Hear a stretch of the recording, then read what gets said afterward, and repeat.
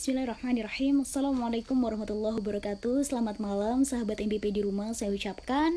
Dan selamat menjalankan aktivitas sehari-hari selama lockdown ya teman-teman. Tapi tenang, karena mentoring beasiswa dan prestasi akan selalu menemani teman-teman sekalian untuk senantiasa menuntut ilmu walaupun via online ya, melalui live streaming kali ini.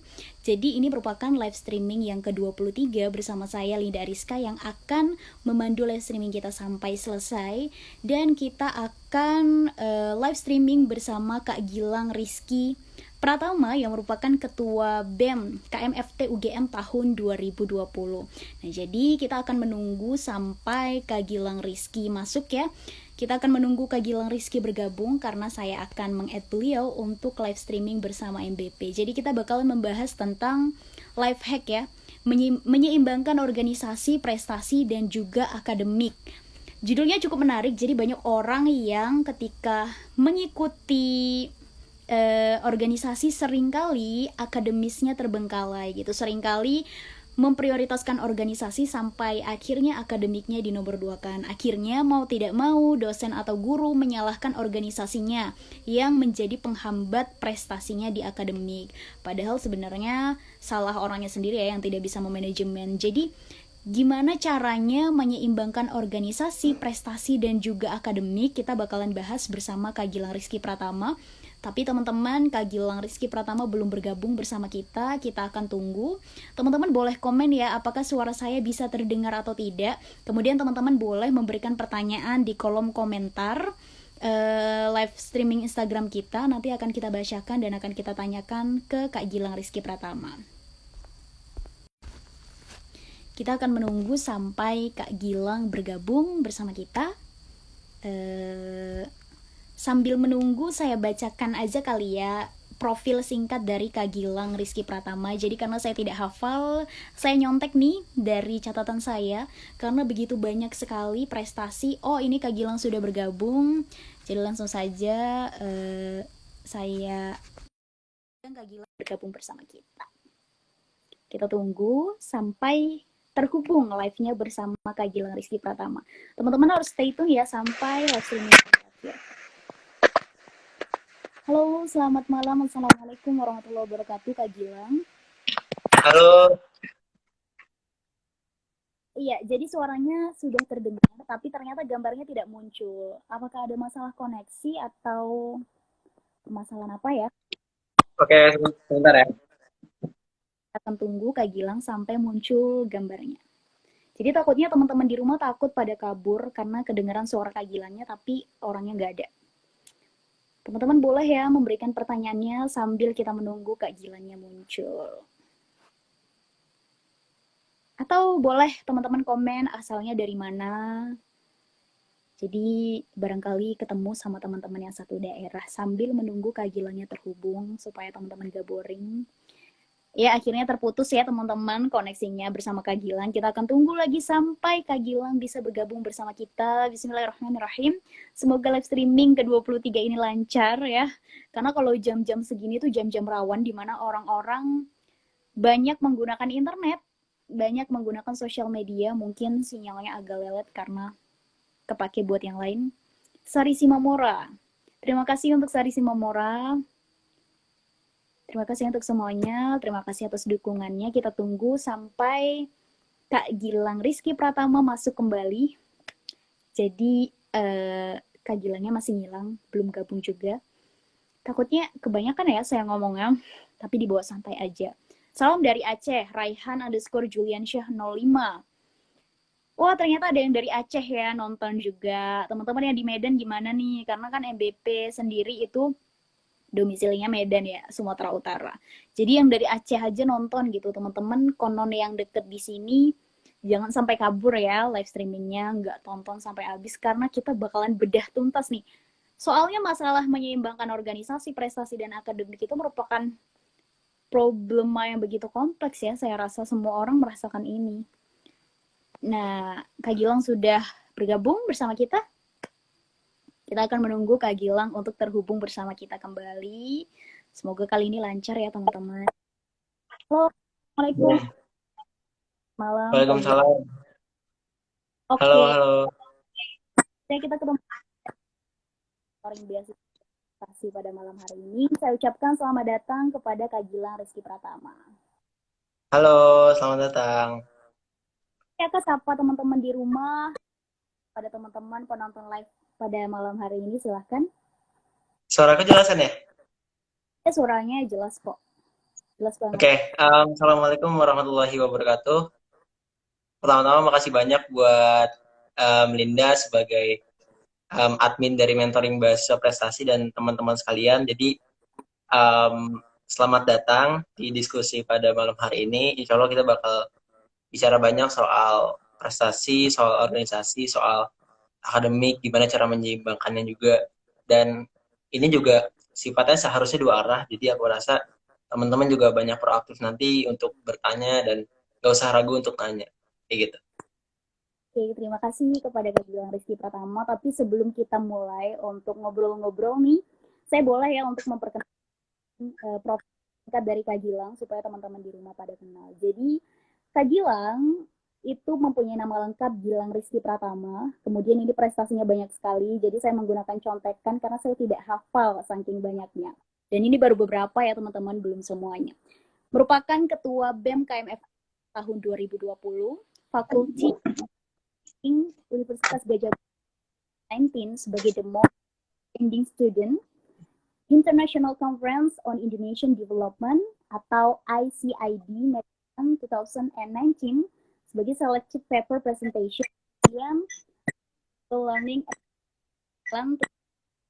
sebagai ya, dan National Debate Competition of Economics di UNY ya tahun 2019 sebagai first week and best speaker. Dan ini yang terakhir AIESIC Business Case Competition UGM tahun 2019 sebagai first winner juga. Itu profil singkat dari Kak Gilang Rizky Pratama yang merupakan ketua BEM-nya UGM di KMFT. Jadi kalau TFT. teknik ya Kak. Iya, kalau teknik. Jadi Kak Gilang ini teknik apa? Teknik industri aku. Oh ya Linda, kayaknya suaramu agak ini deh, agak putus-putus. Bilang ya. Coba dia agak. Nah itu juga ada. Oh, coba cek lagi. Cek bisa kedengeran? Nah ya, aman. Oke, bismillah kita lanjut ya. Jadi itu tadi merupakan profil singkat dari Kak Gilang Rizky Pratama. Dan saya agak penasaran nih dengan judul live streaming yang kakak pilih. Kenapa memilih awalannya life hack sebagai judul pertamanya gitu ya, pemulanya? Karena yang saya tahu itu life hack itu kan untuk memecahkan masalah sehari-hari. Misalnya, kita butuh masker langka, jadi untuk mengantisipasinya, memecahkan itu gitu kan. Terus kenapa disangkut pautin life organisasi, prestasi, dan akademik? Kenapa nyantumin judul life hack ke sini? Oke, sebenarnya menarik ya kenapa aku nyantumin life hack, karena aku rasa ini permasalahan yang tadi Linda bilang itu kan permasalahan sehari-hari. Tapi justru permasalahan sehari-hari itu justru membuat kita kadang merasa bimbang, kadang merasa gusar, kadang merasa khawatir gitu, kayak gimana sih caranya kayak menyeimbangkan antara akademik, antara prestasi, antara organisasi dalam waktu yang bersamaan. Apalagi sekarang tuh kita kondisinya sekarang sedang idealisnya gitu. Jadi kita banyak banget dihadapkan dalam banyak peluang-peluang, ya banyak banget kan peluang. Kalau ya mungkin kebanyakan yang nonton di sini kan paling anak SMA, kalau nggak palingan anak kuliahan kan. Jadi aku rasa kita sekarang sedang dihadapkan dalam satu situasi di mana situasi ini adalah kadang membuat kita kayak ngerasa banyak banget pilihan yang datang kepada kita. Dan aku rasa walaupun ini permasalahan yang cukup besar, permasalahan hidup yang cukup besar, tapi aku rasa ini kadang mendarah daging gitu di setiap diri kita, supaya bingung gitu. Kadang kita kadang bingung gitu menentukan dan memutuskan mana yang akan kita pilih. Jadi aku rasa ini akan jauh lebih istilahnya ya, akan jauh lebih menarik ketika sebenarnya ini menjadi bahasan yang sifatnya pribadi, menjadi bahasan yang sifatnya dekat dengan kita sehari-hari gitu kan, walaupun ini bahasannya sangat-sangat tinggi kayak gitu sih kalau aku sih. lantas bagaimana dengan orang yang itu tuh apa ya istilahnya, dia hanya berpaku pada satu titik aja, misalnya pada akademi aja gitu, dia menganggap organisasi sebagai hambatan karena dia melihat pengalaman temennya gitu, karena temennya ini prestasinya terganggu, akademisnya kian lambat, jadi dia tidak ingin tahu tentang organisasi padahal dia belum kenal dengan organisasi itu apa, nikmatnya. Dia sudah punya persepsi atau kesimpulan dulu belum memulai. Itu gimana buat teman-teman di rumah yang benar-benar nggak kenal sama sekali sama. Oh, oke, gini deh. Kalau secara logika, pasti setiap orang pernah mengalami fase di mana dia bingung, dia pengen ikut organisasi atau ikut pengen aktif di akademik aja atau pengen meningkatkan prestasinya kan. Walaupun sekarang kondisinya dia tidak kenal organisasi, walaupun dia kondisinya dia tidak kenal kayak misalkan lomba-lomba, conference dan lain sebagainya, dia pernah di satu fase di mana pasti dia bimbang gitu. Maksudnya kayak aku memutuskan untuk lanjut ke prestasi aja gitu. Organisasinya aku skip aja kayak gitu kan. Jadi pasti ada fase di mana ya itu ada turning point di mana dia lompat dari satu titik di mana dia bingung dan akhirnya dia memutuskan untuk sekarang. Dan aku rasa itu bukan satu kesalahan gitu ya. Ketika ada orang yang memutuskan untuk oke, aku fokus di akademik aja, aku fokus di prestasi aja, aku fokus di organisasi aja, itu nggak masalah. Apalagi atau mungkin misalnya ada orang yang udah fokus fokus bisnis aja gitu, fokus jadi YouTuber atau fokus jadi atau nggak fokus bantu orang tuanya aja ya. Sebenarnya itu bukan sesuatu yang salah, tapi aku rasa sekarang kan kita lagi di fase di mana quarter life crisis ya, di mana kita fase di mana fase ini menjadi apapun keputusan yang stabil, entah kita memilih untuk fokus ke banyak hal, entah fokus ke satu hal doang, atau kita nggak fokus kemana-mana, gitu kan? Ya ini akan menentukan justru menjadi titik lompatan untuk masa depan. Jadi aku rasa ya udah keputusannya harus benar-benar kita rencanakan dari sekarang dan kita bisa plan dari dengan matang untuk masa depan kita. Kayak gitu sih kalau aku memandangnya seperti itu. So. Kemudian boleh nggak nih Kak nanya gimana ya? Yang di dalam kampus dengan yang di luar kampus. Apakah menurut Kakak sama atau ada perbedaan? Kemudian apa ke semua organisasi itu positif gitu? Karena ada yang beberapa organisasi yang mungkin nggak ada kaitannya sama masa depan gitu, yang sekedar untuk mengaplikasikan hobi kita aja, tapi tidak mensuplai ilmu yang berkaitan dengan akademik kita gitu. Jadi cuma sebagai peralihan rasa bosan kita, hobi kita, akhirnya kita tapi nggak ada kaitannya dengan akademis intelektual kita. Itu gimana? Oke, untuk masalah organisasi ya, tadi kan pertanyaan Linda, ada nggak sih perbedaan? Pertama kan ada nggak sih perbedaan antara organisasi yang intrakampus sama apa namanya ekstra kampus gitu.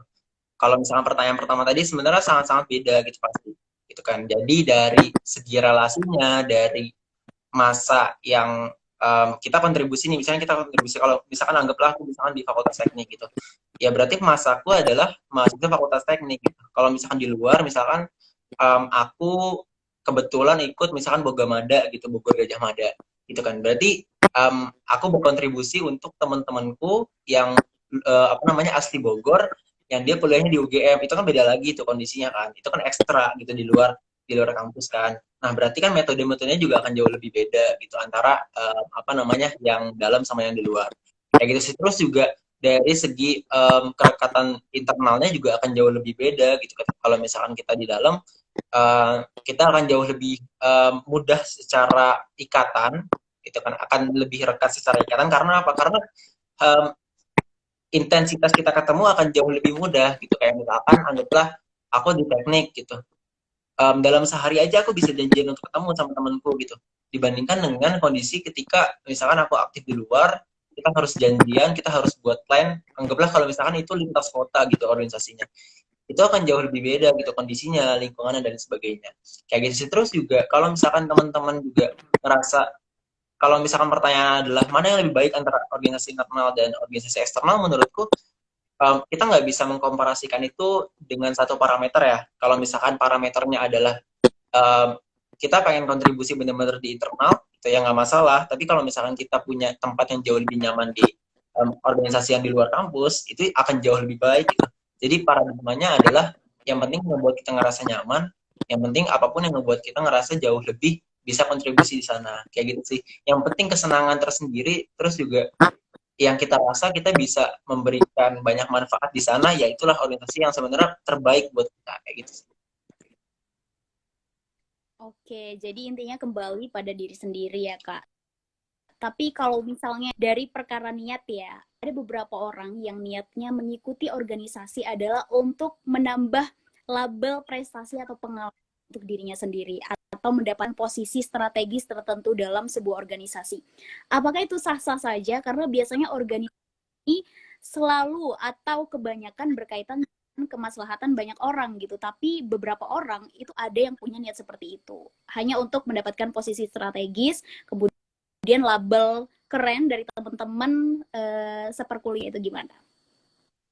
Oh, oke. Berarti yang aku tangkap kan pertanyaannya lebih ke sebenarnya setiap orang punya ambisi sendiri kan. Setiap orang pasti punya ambisi pribadi, dia pengen jadi apa, dia pengen berkontribusi secara apa, dan kita nggak bisa begitu menjudgment kayak, oh berarti lu tipe orang yang pengen masuk organisasi karena pengen nambah kolom CV doang, atau misalkan pengen masuk organisasi karena pengen jadi ketua departemen, atau misalkan pengen jadi menteri, atau misalkan pengen jadi ketua dan sebagainya. Kalau menurutku ambisi pribadi itu pasti ada setiap orang gitu. Kita punya ambisi kayak entah kita pengen kayak kita bangun relasi yang luas gitu kan, dengan kita menjadi menteri, dengan kita menjadi ketua departemen itu nggak masalah, tapi akan jauh lebih baik gitu kan. Tadi aku bilang oke, okay, kita punya ambisi pribadi itu baik gitu kan. Karena itu untuk kebaikan kita juga, untuk kebaikan banyak orang. Selama kita nggak menihilkan kebaikan banyak orang itu. Yang penting kan kebaikan banyak orang itu kan.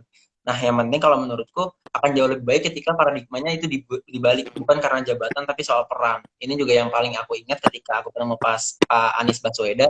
Kalau misalkan di masa depan, kalau misalkan kita pengen jadi pemimpin, pengen berkontribusi baik gitu untuk bangsa, untuk um, tempat manapun kita berada, untuk berorganisasi, yang paling penting harus kita tekankan adalah perannya, bukan jabatannya.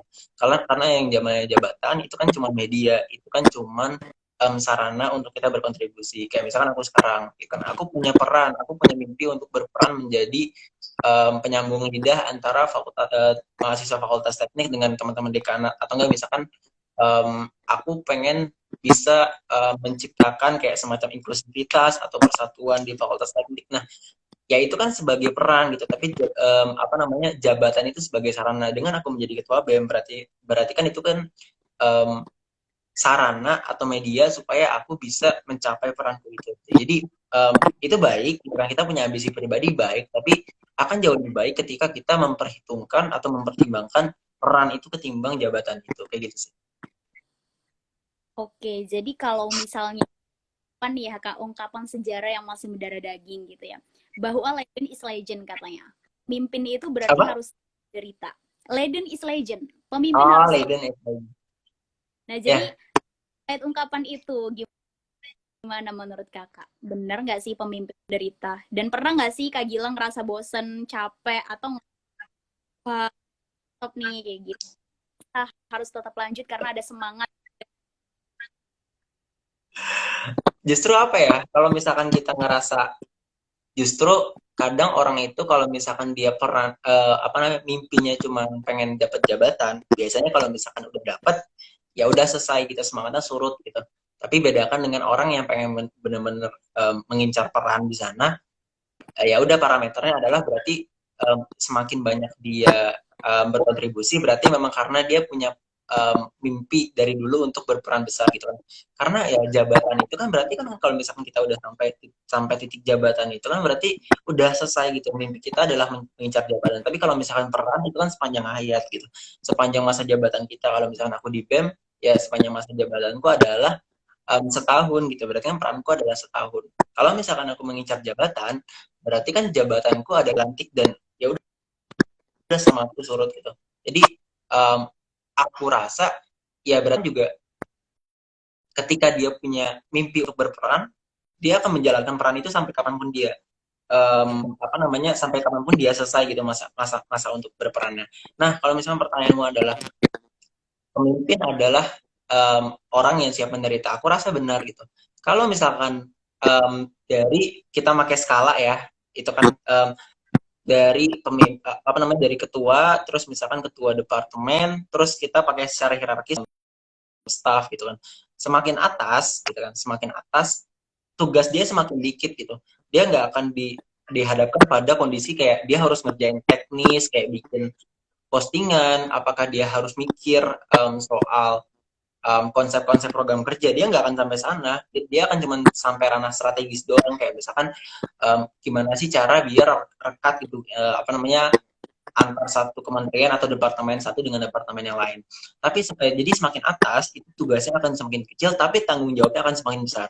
Gitu kan. Jadi kesalahan yang dimiliki oleh staff gitu kan, yang paling dicari ya pasti ketuanya gitu. Jadi staff itu punya tugas besar, tapi dia tanggung jawabnya kecil. Kayak gitu loh. Tapi kalau misalkan semakin menjadi pemimpin, dia punya tugas yang kecil, tapi tanggung jawabnya besar. Jadi kalau misalkan ada kesalahan itu pada staff atau sebagai ketua departemen, pemimpin itu harus dia menanggung, karena yang namanya ketua departemen, yang namanya staff itu juga milik pemimpin itu sendiri. Makanya rasa kepemilikan dalam satu organisasi dari seorang pemimpin itu sangat-sangat besar. Dan aku rasa pemimpin itu menderita ya sangat-sangat menderita karena dia punya tanggung jawab yang besar gitu. Ketika dia harus siap ketika dia dipuji, dia tidak terbang, tapi kalau misalkan dia dihujat, dia nggak tumbang, kayak gitu sih.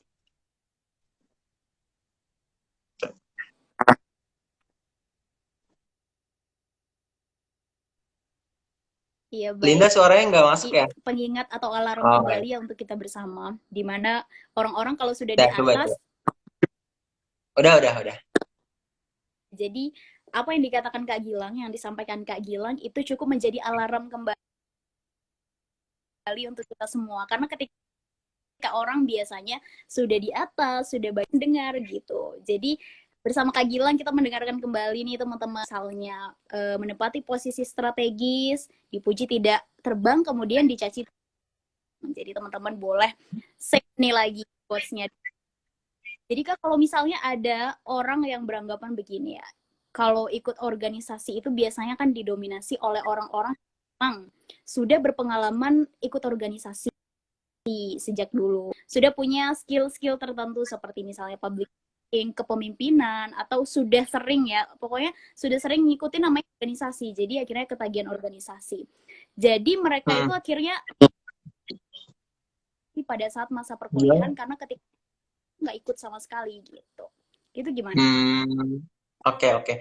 Gini, um, ketika kita bagus enggaknya dalam berorganisasi itu diukur ketika intinya kita bisa melaksanakan tugas dengan baik, kayak gitu. Nah, um, entah dia berpengalaman atau enggak, kadang orang tuh ketika dia sudah dihadapkan pada satu kondisi di mana dia harus melaksanakan sesuatu, dan dia bisa melaksanakannya itu, ya sesimpel dia berarti berhasil berorganisasi, kayak gitu loh.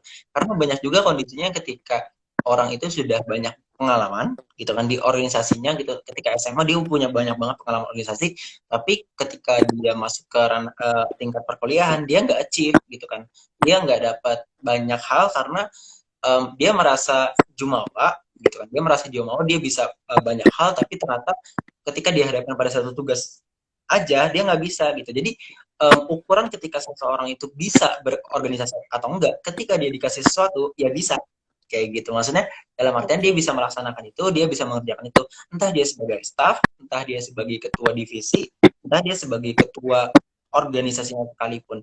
Jadi kalau misalkan pesanku untuk teman-teman sekalian, kalau misalkan selama kalian SMA ngerasa nggak berorganisasi, ingat kalau misalkan udah masuk kuliah, itu kalian udah mulai dari nol lagi. Orang-orang yang kemudian mulai apa namanya punya pengalaman organisasi di SMA, dia mungkin akan merebranding dirinya lagi ketika udah masuk kuliah. Gitu kan. Kadang orang-orang juga yang nggak achieve gitu ketika SMA, dia nggak banyak aktif di ketika SMA, ketika kuliah dia berusaha untuk nge-rebranding dirinya supaya dia merasa bisa full energy ketika dia melaksanakan organisasi, kayak gitu. Makanya kadang ada juga orang-orang yang ketika SMA bagus banget prestasinya, tapi ketika kuliah biasa-biasa aja, kendor, tapi kalah justru sama orang-orang yang kemudian bisa cepat gitu kan kerjanya dan lain sebagainya. Itu artinya apa? Ketika jadi intinya gini, setiap orang itu pintar gitu kan, setiap orang itu pintar, setiap orang, tapi yang membedakan adalah rajin atau dia malas gitu kan. Makanya ketika dia berorganisasi, oke, setiap orang tuh harusnya pintar berorganisasi, tapi yang membedakan dia rajin untuk kemudian terus belajar atau dia kemudian malas untuk terus belajar, akhirnya juga malah kendor gitu kan. Jadi intinya entah dia punya pengalaman atau enggak ketika SMA atau mungkin di jenjang sebelumnya, yang penting dia punya kemauan untuk terus belajar supaya ketika dia kuliah atau misalkan mungkin sudah ke next level di organisasi, dia bisa kemudian mengeksplor banyak hal dan mendapatkan banyak hal kayak gitu sih. Oke, jadi menurut kalau Kak Gilang sendiri, perbedaan ketika tidak mengikuti organisasi, kemudian aktif berorganisasi itu apa? Ada nggak sih? Atau memang dari SMA sudah selalu berorganisasi, jadi organisasi rasanya Hmm, hidup ini bagi teman tak berbunga. oh, oke. Perbedaannya adalah gini. Kalau misalkan aku ikut organisasi, kan aku kenal orang baru, gitu kan. Nah, itu kan kenal orang baru itu kan pasti, gitu kan. Terus juga kita bakal banyak dapat soft skill yang baru, gitu kan. Nah, tapi kalau misalkan tadi pertanyaanmu adalah ketika kita nggak ikut organisasi, gitu kan, apakah kita nggak dapat banyak hal di organisasi? Belum tentu, gitu kan.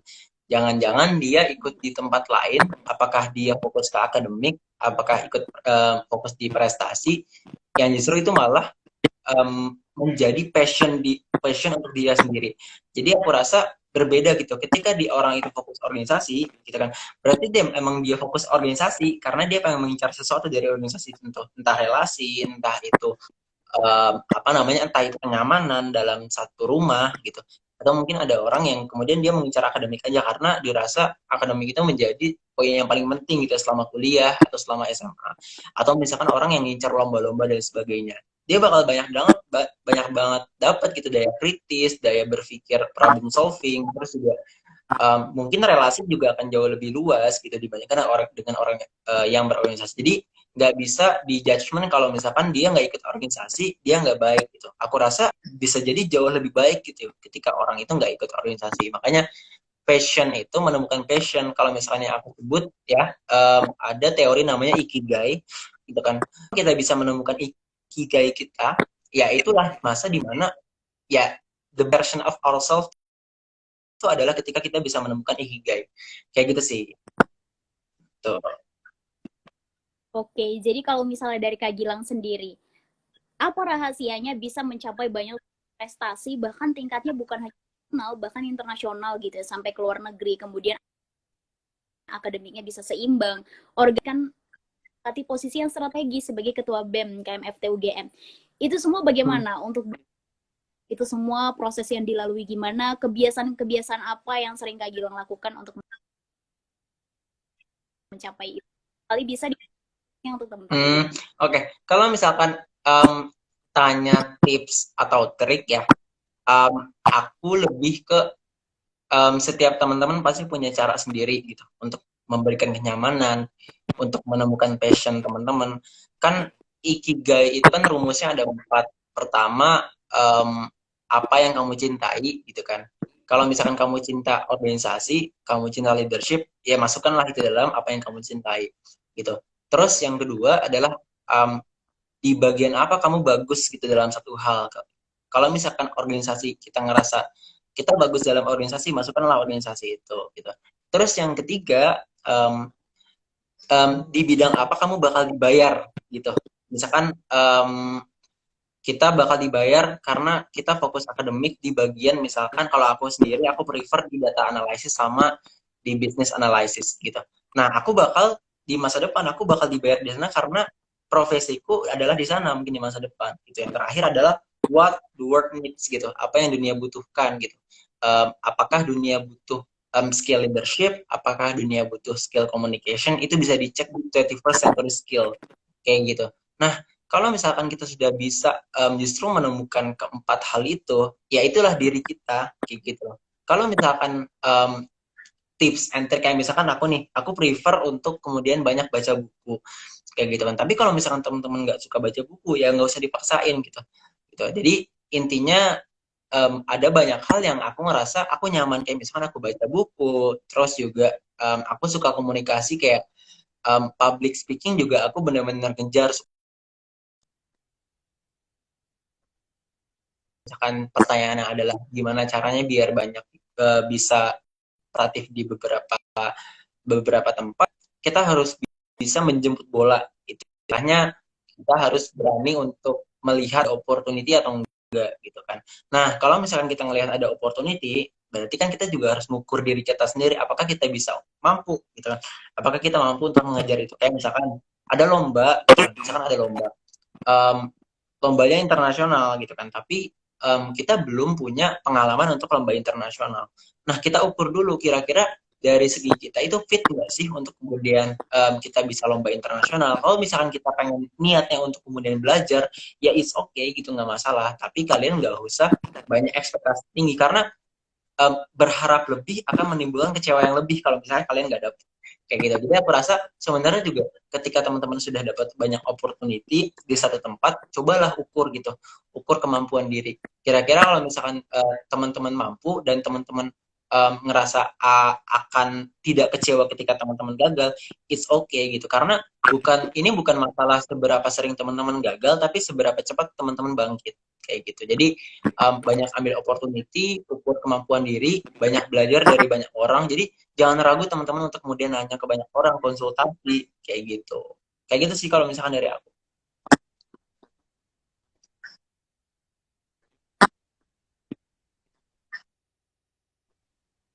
Suara nggak masuk, Lin.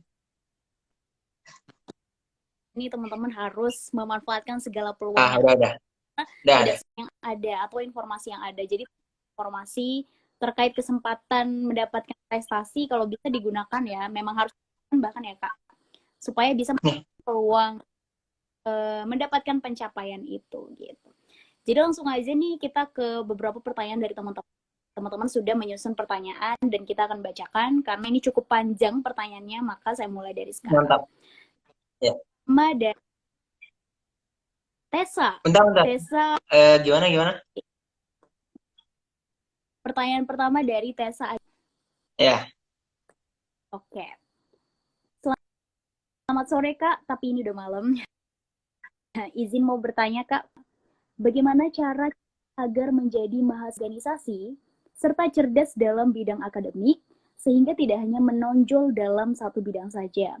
Apalagi kita adalah mahasiswa yang kuliah menggunakan beasiswa. Pasti ada nilai standar atau nilai minimal yang harus mendapatkan beasiswa tersebut.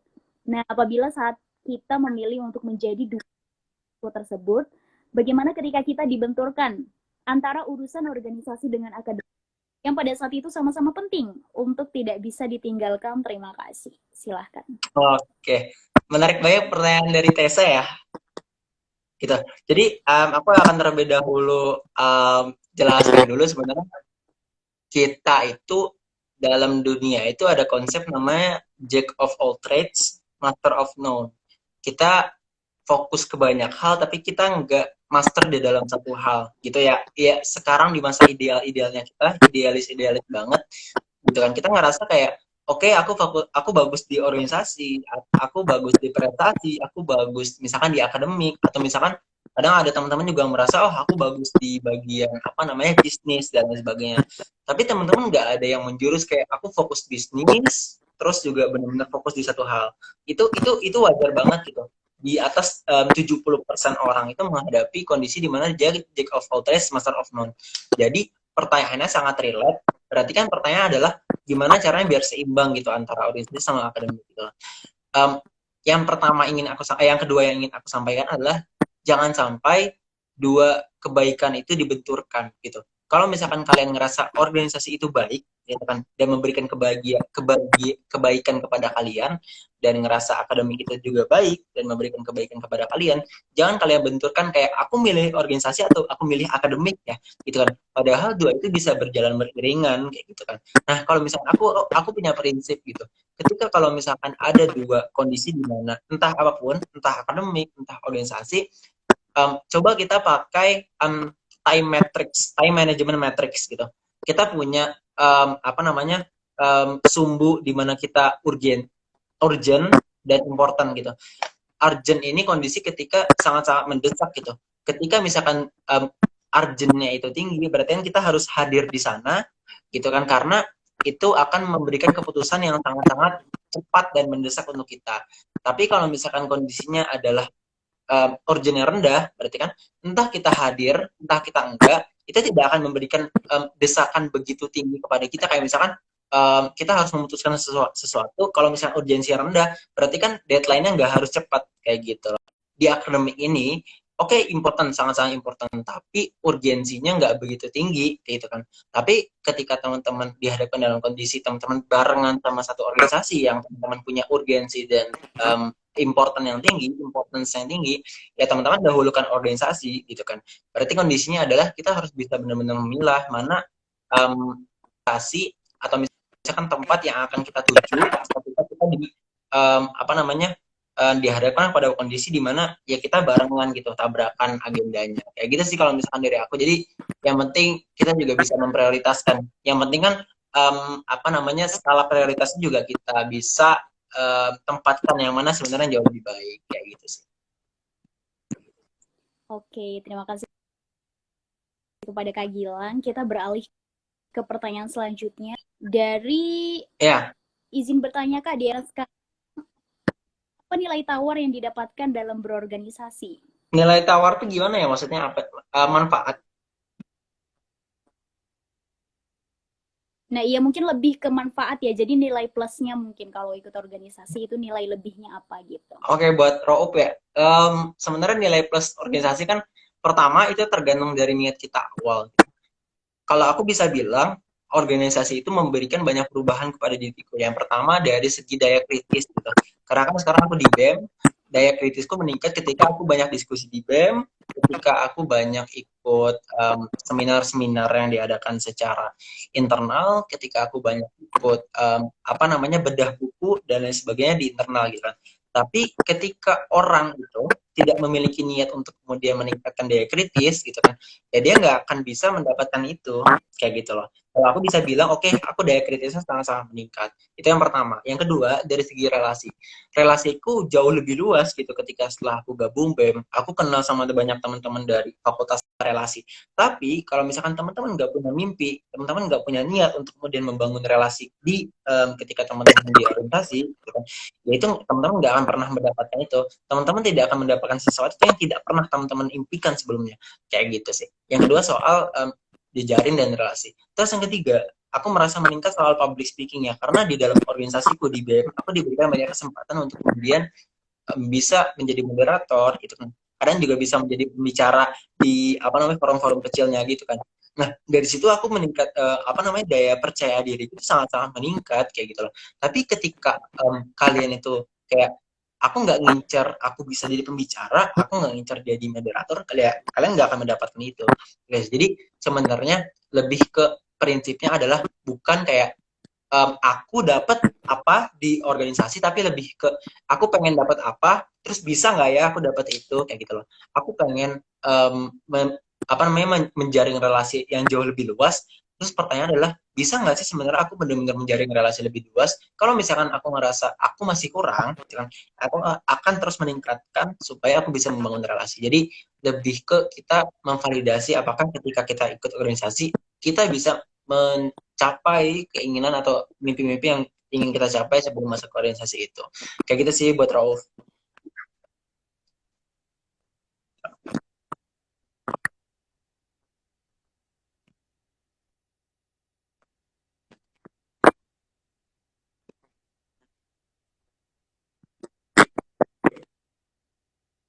Oke, jadi mungkin ini juga mewakili rasa penasaran teman-teman ya terkait nilai plus organisasi itu apa. Pertanyaan selanjutnya dari David Basar. Oke, siap. Ini lebih ke beberapa waktu lalu juga aku sempat sharing di satu organisasi. Sebenarnya gimana sih cara ningkatin komitmen dan stabilitas ritme kerjanya kayak gitu dari teman-teman sekalian. Pertama dilihat dulu dari organisasinya itu kayak apakah visi, apakah misinya, apakah value yang dibawa organisasi itu sudah tepat dengan orang itu. Kan kadang ada orang yang cuman kayak masuk organisasi, mereka juga cuman pengen kayak nambah kolom di CV doang, atau misalkan mereka pengen dapat kenalan doang gitu, tapi mereka nggak mencoba untuk culture fit gitu dengan visi misi dan nilai-nilai yang dimiliki oleh organisasi itu. Itu yang pertama gitu kan, gimana caranya biar organisasi bisa fit gitu. Terus yang kedua adalah kita tidak bisa memaksakan seseorang untuk kemudian bisa kerja terus di organisasi itu, karena aku rasa pasti setiap orang punya mimpinya masing-masing, punya ambisinya masing-masing, entah di organisasi itu, entah di tempat lain kayak gitu kan. Nah, gimana caranya adalah yang penting, yang pertama harus ditingkatkan adalah gimana caranya biar organisasi itu memberikan rasa kenyamanan buat orang itu, gitu kan. Entah gimana pun caranya, entah pakai metode kegiatan-kegiatan internal yang kemudian bisa merekatkan satu sama lain, gitu kan. Atau misalkan adalah kita memberikan tugas yang benar-benar dia senangi kayak gitu loh. Jadi jangan sampai kita memberikan tugas yang sebenarnya dia nggak enjoy, dia nggak have fun, karena ketika kita masuk organisasi, kita kan sifatnya voluntary gitu kan. Kita nggak dibayar di sana, kita cuma pengen kontribusi. Jadi istilahnya kalau misalkan orang pengen pergi, ya it's okay, mereka nggak dibayar, toh mereka nggak dibayar gitu kan. Makanya aku rasa ketika kita memberikan sesuatu tugas yang kira-kira menurut mereka impact-nya bagus, atau misalnya sangat istilahnya juga mereka bisa mengerjakan itu realis oke gitu kan. Jadi yang pertama, apakah mencoba untuk organisasi itu culture fit gitu dengan kondisi apa namanya, kondisi orang-orangnya. Terus yang kedua, sebenarnya seberapa apa namanya, seberapa have fun atau enjoy sih orang-orang itu untuk mengerjakan organisasi gitu. Jadi kita nggak bisa memaksakan, tapi cobalah kita rangkul mereka yang kayak aku udah down gitu, aku udah demotivasi gitu di dalam satu organisasi, coba kita rangkul dengan cara untuk memperbaiki sistemnya. Jadi jangan sampai kita maksa orang itu, tapi kita nggak memperbaiki sistem. Akan ada satu saat di mana ketika orang balik lagi ke kita, tapi dia nggak ngerasa nyaman, dia akan pergi lagi. Tapi kalau misalnya kita ngebenahin dari segi sistemnya, ada ketika orang yang pengen pergi, ketika dia udah masuk, karena sistemnya udah bagus gitu, dia akan stay di situ gimana pun caranya, kayak gitu.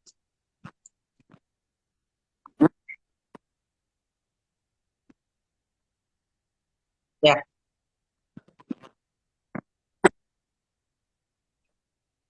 Mhm.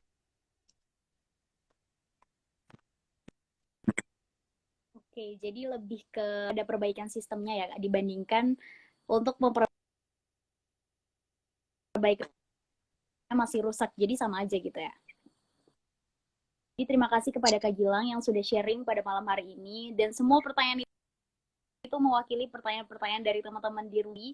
Dan untuk teman yang belum sempat Ya. mengirim pertanyaan, nanti boleh dikirim pertanyaan ke Instagram Kak Gilangnya langsung untuk lebih lanjut atau tanya-tanya Oke, lebih intensif. aku Karena memberikan waktu kita closing cukup statement. terbatas, Kadang dan terima kita kasih kepada ngerasa Kak kita Gilang yang harus sudah menjadi menjawab pertanyaan produktif dari terus teman-teman gitu NBP di sepanjang rumah. waktu. Kita harus Boleh ya merasa Kak Gilang, saya kita persilakan itu untuk hidupnya memberikan sangat-sangat closing berharga, statement apalagi di self terkait quarantine ini. malam Kalau hari ini. misalnya aku boleh menekankan, lakukan apapun yang bisa membuat teman-teman senang gitu. Entah itu bisa teman-teman merasa produktif, entah itu teman-teman merasa tidak produktif, tapi yang paling penting bagi teman-teman adalah kesenangan itu sendiri. Termasuk dalam organisasi, termasuk dalam prestasi, termasuk dalam akademik gitu. Ikutilah sesuatu yang kira-kira bisa memberikan kenyamanan, bisa memberikan kesenangan, gitu kan. Entah teman-teman bisa memberikan impact besar atau enggak di sana, yang penting teman-teman merasa nyaman dan senang untuk kemudian bisa berkecimpung dimanapun teman-teman berada. Mungkin itu aja ya dari aku ya. Terima kasih untuk mentoring beasiswa prestasi buat Linda dan teman-teman sekalian. Semangat terus. Kalau misalnya mau tanya-tanya silahkan gitu.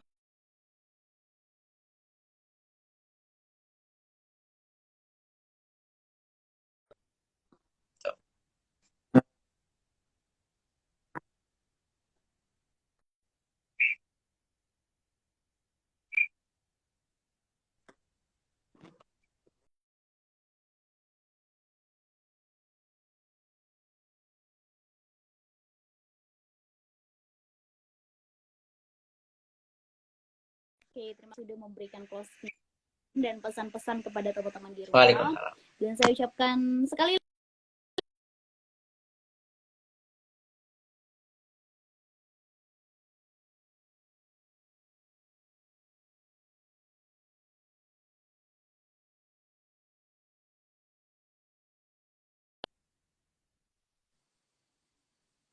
Jadi teman-teman, selesai sudah live streaming kita yang ke-23 bersama Kak Gilang Rizky Pratama, dan tadi Kak Gilang sudah menjawab pertanyaan dari teman-teman semua, kemudian sudah memberikan closing statement. Semoga live streaming kali ini bermanfaat untuk teman-teman sekalian dan bisa diaplikasikan dalam kehidupan teman-teman. Saya Liska pamit undur diri, mohon maaf atas segala kesalahan dan kekurangan. Wassalamualaikum warahmatullahi wabarakatuh.